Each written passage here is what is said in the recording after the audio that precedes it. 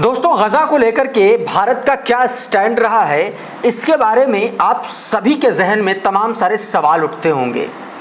भारत का गजा को लेकर के स्टैंड और भारत और पाकिस्तान के बीच में युद्ध के बाद भारतीय सेना का या भारत का तमाम सारे देशों की तरफ से एक तरीके से बायकॉट करना, समर्थन ना करना, इन सब में एक बहुत बड़ी समानता है।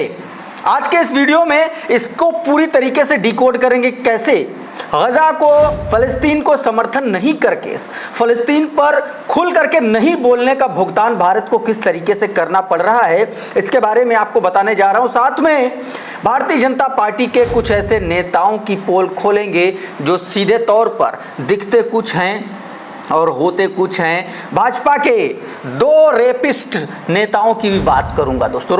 रेपिस्ट नेताओं इसलिए क्योंकि एक विधायक है और एक भारतीय जनता पार्टी के संगठन से जुड़ा हुआ है। उसकी बात करेंगे। गुजरात के अहमदाबाद के चंडोला में जिस तरीके से मुसलमानों की बस्तियों को उजाड़ा गया, उस पर वहां के हिंदू किस तरीके से भड़क गए, ये तस्वीरें भी दिखाने की कोशिश करेंगे और सारी बातें बताऊंगा इस वीडियो में। लेकिन सबसे पहले आपको फलस्तीन और इजराइल के बीच में जो कुछ चल रहा है सालों से, उसकी चर्चा करता हूं। दोस्तों, आप सभी को पता है कि फलस्तीन में किस तरीके से एक तरीके से अकाल पड़ा हुआ है। लोगों के पास खाने को नहीं है, भूखों मर रहे हैं वहां पर बच्चे। दोस्तों, इन सब के बीच अब ये चर्चाएं होने लगी हैं कि आखिर उस भारत को क्या हो गया जिसने सीधे तौर पर फलस्तीन को अपना समर्थन दिया था। वही भारतीय जनता पार्टी, वही दक्षिण पार्टी, उसी के नेता श्रद्धेय अटल बिहारी वाजपेयी ने खुल करके समर्थन किया था। लेकिन अब जब केंद्र में गुजरातियों की सरकार है तो फिर ये क्यों नहीं मुंह खोल रहे हैं, फलस्तीन पर क्यों नहीं बोल रहे हैं? दोस्तों, बहुत गंभीर सवाल है और इसका खामियाजा इस तरीके से भुगतना पड़ रहा है इस देश को कि आज की तारीख में भारत के साथ कोई देश खड़ा नहीं हो रहा है। भारत और पाकिस्तान के बीच लड़ाई में हमने देख लिया, अमेरिका ने गद्दारी की, चाइना खिलाफ खड़ा हुआ, हमेशा से खिलाफ है। जो हमारे दोस्त थे वो खुल करके नहीं बोल रहे हैं, न रशिया न फ्रांस। एक इजराइल के चक्कर में भारतीय जनता पार्टी की केंद्र की सरकार ने आधी दुनिया को अपना दुश्मन बना लिया है। दोस्तों, इजराइल के खिलाफ इस दुनिया के 17 देश खड़े हुए हैं, कह रहे हैं कि अगर गजा और फलस्तीन को एक तरीके से आज़ाद नहीं किया गया तो फिर ट्रेड बंद कर देंगे। लेकिन भारत इस पर अपना मुंह नहीं खोल रहा है दोस्तों, और भारत यही मुंह नहीं खोलने का खामियाजा उसने भुगता। अभी भारत और पाकिस्तान के बीच में जो लड़ाई हुई, आतंकवाद के खिलाफ जो हमारी सेना ने पाकिस्तान को मुंहतोड़ जवाब दिया, लेकिन अंतर्राष्ट्रीय स्तर पर हम चेहरा छुपाते हुए देखे गए। विदेश नीति के तौर पर हम पूरी तरीके से फेल रहे। तमाम सारे लोग, तमाम सारे डिफेंस एक्सपर्ट ये बात कहते हुए नजर आते हैं। तमाम सारे पत्रकार, लेखक, राइटर ये बात कह रहे हैं। अशोक कुमार पांडे इतिहासकार हैं, इन्होंने ट्विटर पर एक पोस्ट लिखा हुआ है, आपकी स्क्रीन पर एक बार देखिए और उसको गौर से समझिएगा। अशोक कुमार पांडे लिखते हैं कि जिनको इस बात का दुख है कि दुनिया का कोई देश साथ नहीं आया, उनके लिए एक फैक्ट। आज गजा के मुद्दे पर यूरोप के 17 देश इजराइल की मजम्मत कर चुके हैं। इंग्लैंड ने फ्री ट्रेड रोक दिया है फलस्तीन इजराइल का। स्पेन का बयान है, लेकिन आपने कहीं भारत सरकार का एक बयान देखा क्या? कम से कम यही बयान होता कि वहां मदद जाने दी जाए। इंटरनेशनल मुद्दों पर, जियोपॉलिटिकल मुद्दों पर भारत की ऐसी खामोशी बताती है कि आप दुनिया से कितने अलग थलग हो गए हैं। अशोक कुमार पांडे का ये ट्वीट बहुत सारी बातें बयां करता है कि भारत का दरअसल स्टैंड क्या है। इजराइल के चक्कर में भारत को कितना बड़ा नुकसान उठाना पड़ रहा है, ये आपने अशोक कुमार पांडे की इस पोस्ट से समझ लिया होगा और देख लिया। तो ना सिर्फ अशोक कुमार पांडे बल्कि तमाम सारे ऐसे लोग हैं जो लगातार सवाल उठा रहे हैं, और वो भक्तजन भी, वो नफरती भी सवाल उठा रहे हैं कि आखिर इंटरनेशनली भारत के साथ कोई क्यों नहीं खड़ा हुआ। हमारे प्रधानमंत्री मोदी करोड़ों अरबों रुपया यात्राओं में खर्च करते हैं, विदेशों की यात्राओं में ट्रंप के गले लगते हैं, तमाम सारे राष्ट्राध्यक्षों से मिलते हैं। तो जब भारत पर विपत्ति का वक्त आया, जब भारत के साथ स्टैंड लेने का वक्त आया तो कोई देश नजर क्यों नहीं आया, और उसके पीछे का कारण ये सामने है दोस्तों। आपके एक और तस्वीर आपको दिखाता हूं जिसको लेकर के इंटरनेशनली तो ठीक है, लेकिन देश में, अपने ही देश में किस तरीके से जिनको दो कौड़ी की समझ नहीं, आखिर जियोपॉलिटिकल इंटरनेशनल मुद्दों को लेकर के भारत क्यों फंसा हुआ है? क्योंकि भारतीय जनता पार्टी में निशिकांत दुबे जैसे जाहिल नेता बैठे हुए हैं। इनको इतिहास की रत्ती भर जानकारी नहीं है और सिर्फ घेरने के लिए विपक्ष को पाठ पढ़ाने लगते हैं। निशिकांत दुबे ने बीते दिनों एक ट्वीट किया, आपकी स्क्रीन पर देखिए जरा। ये लिखते हैं कि 1972 में शिमला समझौता इंदिरा गांधी जी ने भुट्टो के साथ किया, भुट्टो मारा गया, जनरल जिया राष्ट्रपति बने, किसी पाकिस्तानी दरिंदे को 10 साल बाद 1982 में फिर तत्कालीन प्रधानमंत्री इंदिरा गांधी जी ने दिल्ली बुलाकर दावत खिलाई। अब यदि कांग्रेस के प्रवक्ता की बात मानी जाए तो प्रधानमंत्री मोरारजी देसाई ने देश की सूचना जनरल जिया को दे करके रॉ के अधिकारियों को मरवाया। मेरा दिमाग खराब हो गया कि भारतीय अधिकारियों को मरवाने वाले जनरल जिया को इंदिरा गांधी की 1980 में क्यों मिली इंदिरा गांधी, 1982 में दिल्ली में दावत पर क्यों बुलाया कांग्रेस का हाथ। सीधे तौर पर यह कह रहा है कांग्रेस का हाथ पाकिस्तान के साथ। यह आदमी शुरुआत से नफरत परोस रहा है।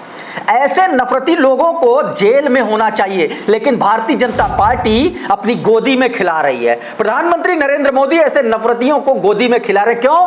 क्योंकि इससे उनका एजेंडा चलता है, देश की बदनामी हो जाए, देश के मुंह पर काला धब्बा लग जाए। ऐसे नफरतियों की वजह से उनको कबूल है, देश में हिंदू मुसलमान के दंगे हो जाए, उनको कबूल है, लेकिन इस नफरती की आवाज, इस नफरती की नफरत, उनको उस पर एक शब्द नहीं बोलेंगे। और इसको भेजा जा रहा है प्रतिनिधिमंडल में, कहां पर? मुस्लिम कंट्रीज में। इसको, इसकी हैसियत और इस व्यक्ति को इसकी जाहिलियत का अंदाजा वही होगा जब ये वहां पर सवालों का सामना करेगा, तब इसको समझ में आएगा कि दरअसल सवालों को जवाब देने के लिए पढ़ना पड़ता है, व्हाट्सएप यूनिवर्सिटी का प्रोफेसर नहीं बनना पड़ता है। सुप्रिया श्रीनेत ने वही कहा। इसी ट्वीट को कोट करते हुए सुप्रिया श्रीनेत, कांग्रेस की जो प्रवक्ता है, वो लिखती हैं, तुम्हारी डिग्री की तरह तुम्हारे पोस्ट भी फर्जी हैं, अंगूठा छाप व्हाट्सएप यूनिवर्सिटी के स्नातक, थोड़ी जाहिलियत से फुर्सत मिले तो आगे पढ़ लो। जनरल जियाउल हक को पाकिस्तान की सेना ने 1977 में तख्ता पलट करके सत्ता पर बैठाया और 1978 में उन्होंने अपने आप को राष्ट्रपति घोषित कर लिया। 1982 में इंदिरा गांधी ने जियाउल हक को डिप्लोमेटिक प्रोटोकॉल के अंतर्गत दिल्ली बुलाया था। यह एक ग्लोबल राजनीति का हिस्सा है। याद है ना, अटल जी 19 फरवरी 1999 नवाज शरीफ के यहाँ जब गले लग रहे थे, तभी पाकिस्तान का जनरल परवेज मुशर्रफ भारत के खिलाफ साजिश रच रहा था करगिल युद्ध की, और 3 महीने भी नहीं बीते करगिल युद्ध हो गया था और भारतीय जनता पार्टी की सरकार थी। 527 लोग शहीद हुए और 1363 लोग अभी भी लापता हैं। ये भाजपाई उसका जवाब क्यों नहीं दे रहे? बहुत कायदे से इसको जवाब मिला, लेकिन तब से ये सन्नाटा साधे बैठा है। एक और इसने पोस्ट किया और उसका जवाब एक और ट्विटर यूजर ने दिया। इसने कुछ स्क्रीनशॉट पोस्ट किए और उसमें लिखा, शर्मल शेख में बेहद शर्मनाक घटना हुई थी जब तत्कालीन भारत के प्रधानमंत्री मनमोहन सिंह ने पाकिस्तान के राष्ट्रपति मुशर्रफ को गले लगाकर संयुक्त बयान जारी किया कि भारत की तरह पाकिस्तान भी आतंकवाद से जूझ रहा है। एक आतंकी राष्ट्र को इतना बड़ा सर्टिफिकेट, कांग्रेस का काला अध्याय। यही सच है। इस पर कृष्णकांत ने प्रधानमंत्री नरेंद्र मोदी का नवाज शरीफ से गले पड़ते हुए, मैं गले मिलते हुए नहीं कह रहा हूं, गले पड़ते हुए कह रहा हूं, जबरदस्ती जाकर के गले पड़ते हुए ये फोटो इसके मुंह पर चिपका दिया और लिखा, मोदी की बिरयानी विजिट के बारे में क्या ख्याल है? इतिहास की सबसे बड़ी शर्म तो वो थी जब आईएसआई को बुला करके पठानकोट हमले की जांच कराई। इसके बारे में 2 शब्द बोल दें तो आपकी फर्जी डिग्री भी जब्त हो जाए। सबसे बड़ी दुख की बात पता है क्या है दोस्तों? सबसे बड़ी दुख की बात यह है कि इस वक्त जब पूरे देश को पाकिस्तान को घेरने की जरूरत है, उस वक्त निशिकांत दुबे जैसे भचपिल्ले जाहिल इस देश को ही घेर रहे हैं, इस देश में ही नफरत फैला रहे हैं, अपने देश को ही नीचा दिखाने की कोशिश कर रहा है ये आदमी। यह सबसे बड़ी शर्म की बात और शर्मिंदगी की बात है दोस्तों। लेकिन ये देश, ये भारत है, यहां पर कुछ नहीं होता, खास तौर पर जब भारतीय जनता पार्टी की सरकार हो। याद है निर्मला सीतारमण का एक बयान, हमारी कृषि मंत्री जब प्याज की बढ़ती कीमतों पर, दाल की बढ़ती कीमतों पर उनसे बयान दिया था, क्या उन्होंने कहा था? मैं प्याज नहीं खाती।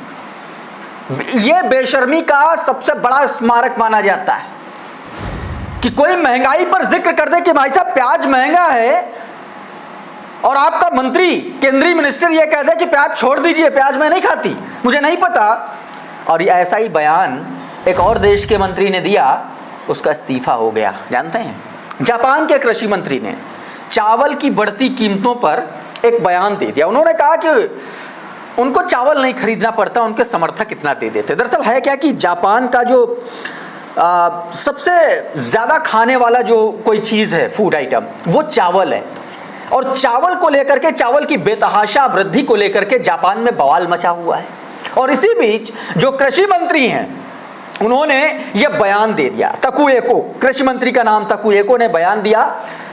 जनता नाराज हुई तो प्रधानमंत्री ने वहां के इस्तीफा मांग लिया और इस्तीफा देना पड़ा। हमारे यहाँ क्या होता, हमारे यहाँ निशिकांत दुबे जैसे भाजपाई जाहिल विपक्ष पर ही उल्टा टूट पड़ते। एक और तस्वीर आपको दिखाता हूं दोस्तों, ये देखिए, क्रांति कुमार ये ट्विटर यूजर है, इन्होंने पोस्ट किया बाकायदा इसको लेकर के। ये पूरी स्टोरी इन्होंने पोस्ट की जिसमें इन्होंने बताया है कि किस तरीके से, और दूसरी तरफ निर्मला सीतारमण से इसको कंपेयर भी किया है दोस्तों। 100 रुपए किलो चावल बिक रही, प्याज और लहसुन के दाम आसमान छू रहे हैं। वित्त मंत्री निर्मला सीतारमण ने पार्लियामेंट में कहा था जो प्याज और लहसुन नहीं खाते। प्रधानमंत्री नरेंद्र मोदी जी निर्मला सीतारमण को मंत्री पद से नहीं हटाया, सीधे तौर पर अब लोग लिख रहे हैं।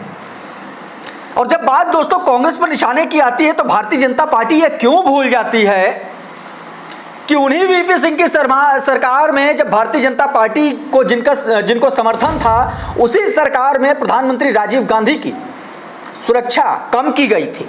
एक डिबेट बुलाई मशहूर गोदी एंकर चित्रा त्रिपाठी ने। दोस्तों एक वीडियो बड़ा वायरल हो रहा है, उस वक्त चित्रा त्रिपाठी आज तक में थी और ये वायरल इसलिए हो रहा क्योंकि निशिकांत दुबे और अमित मालवीय जैसे भजपिल्ले जो है वो राहुल गांधी को मीर जाफर बता रहे थे और उसी की हैसियत दिखा दी राजनीतिक विश्लेषक आशुतोष ने। सुनिए जरा क्या कह रहे हैं। राजीव गांधी की हत्या के बारे में बहुत सारे सवाल खड़े किए जाते हैं, लेकिन राजीव गांधी की एसपीजी की सुरक्षा को किसने विड्रॉ किया था? विश्वनाथ प्रताप सिंह ने। विश्वनाथ प्रताप सिंह को कौन सपोर्ट कर रहा था? भारतीय जनता पार्टी। तो क्या भारतीय जनता पार्टी और विश्वनाथ प्रताप सिंह को जिम्मेदार माना जाए राजीव गांधी की हत्या के लिए? सबको मालूम था कि इंदिरा गांधी की मृत्यु के बाद जिस तरीके से उनकी हत्या हुई, उसके बाद राजीव गांधी और उनका परिवार निशाने पर था। लेकिन नफरत इतनी ज्यादा भरी हुई थी विश्वनाथ प्रताप सिंह, भारतीय जनता पार्टी और सहयोगी दलों में कि उन्होंने राजीव गांधी के एसपीजी की सुरक्षा। तो दोस्तों इस तरीके से ये काम चौतरफा काम होता है। थोड़ा सा इससे इतर होकर के कुछ और खबरें आपको बताता हूं। भारतीय जनता पार्टी तथा कथित संस्कारी पार्टी का चाल, चरित्र और चेहरा।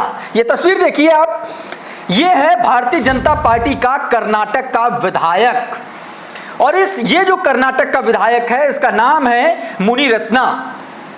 इसने एक महिला से गैंगरेप किया, ना सिर्फ गैंगरेप किया बल्कि उसके चेहरे पर पेशाब किया।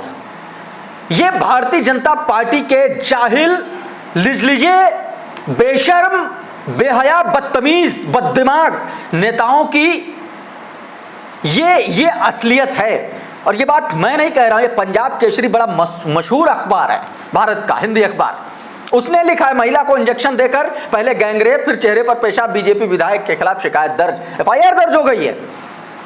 एक और तस्वीर देखिए न्यूज़ 24 क्या लिखता है। कर्नाटक बीजेपी विधायक मुनिरत्ना के खिलाफ गैंगरेप मामले में एफआईआर दर्ज हुई। बीजेपी की ही महिला कार्यकर्ता ने मुनिरत्ना पर गैंगरेप करवाने, पेशाब करने और खतरनाक वायरस का इंजेक्शन लगाने जैसे गंभीर आरोप लगाए। दोस्तों ये तो अत्याचार की पराकाष्ठा है अपनी ही पार्टी की महिला मेंबर।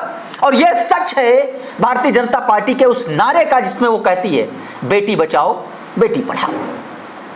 तो बेटी किससे बचाना है यह भारतीय जनता पार्टी को बताना चाहिए। दोस्तों एक और तस्वीर आपको दिखाता हूं। यह तो विधायक की बात हुई, अब एक और तस्वीर देखिए, गुजरात के सूरत की तस्वीर।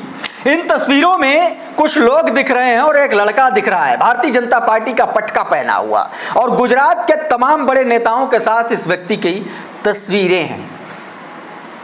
भारतीय जनता पार्टी के एक वार्ड का एक महासचिव ये रह चुका है, भारतीय जनता पार्टी का नेता है ये, और इसको पुलिस ने अरेस्ट किया। क्यों अरेस्ट किया है? क्योंकि इसने एक लड़की का रेप किया है।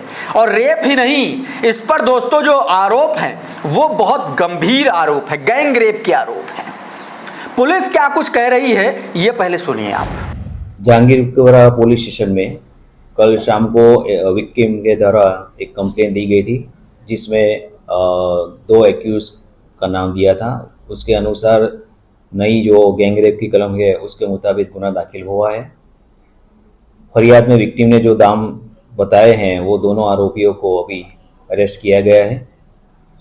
विक्टिम ने बताया था कि उसको एक बीच पे ले गए थे, फिर वहाँ पे उसको जो कोल्ड ड्रिंक दिया उसमें कोई ऐसा डाला हुआ था कि उसको फिर नशा हो गया था। तो दोस्तों पुलिस ने साफ कर दिया कि किस तरीके से अरेस्ट हुआ। मोहम्मद जुबैर लिखते हैं Surat city BJP local leader Aditya Upadhyay and accused of intoxicating and gang raping of women.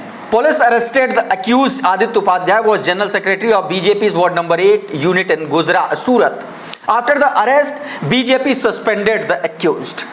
गिरफ्तारी के बाद इसको बीजेपी से निकाला गया दोस्तों। और अब आखिर में एक तस्वीर अहमदाबाद के चंडोला तालाब की के आसपास के जो मुस्लिम बस्तियां उजाड़ी गई उन पर कैसे एक हिंदू महिला भड़क गई प्रधानमंत्री नरेंद्र मोदी पर। ये देखिए। को वोट दिया है आपने? मैंने किसी को वोट ही नहीं देती। तो कौन कर रहा है? क्या कह रहे हैं आप? नरेंद्र मोदी कर रहे हैं सभी। हाँ, वही कर रहे हैं। मैं कभी वोट ही नहीं देती। क्यों वोट दूं? कैसे प्रधानमंत्री मानते हैं आप मोदी अरे को? किसी को नहीं मानते। नहीं, मोदी को कैसा मानते हैं आप? कैसे प्रधानमंत्री? सबसे बुरा इंसान है। क्यों? सबसे बुरा इंसान। जब से वो चढ़ा है ना तब से कुछ न कुछ होता है। कभी कोरोना आता है, कभी लॉकडाउन होता है, कभी धमाल होता है। इससे पहले जो थी ना वाजपेयी वो अच्छी थी। मोदी को तो सबसे पहले हटा लो, तो मौत दे दो और मर जाए सबसे अच्छा। उसने पूरा घर देश कभी हमेशा देखो साल भर नहीं बीतता कुछ न कुछ होता है। जब से मोदी गया तब से कुछ न कुछ होता है कि आपको इतना गुस्सा क्यों है मोदी पर? मोदी को मैं मिल जाए तो मुझे गोली मार दूं। अरे बाप रे, नहीं ऐसे नहीं बोलते। उसकी वजह से बहुत नुकसान हुआ है हमारा। तो दोस्तों अभी के इस वीडियो में फिलहाल इतना ही। बहुत बहुत शुक्रिया, बहुत बहुत धन्यवाद। आप जुड़े रहिए द लाइव टीवी के साथ। नमस्कार। द लाइव टीवी, सच सबसे आगे।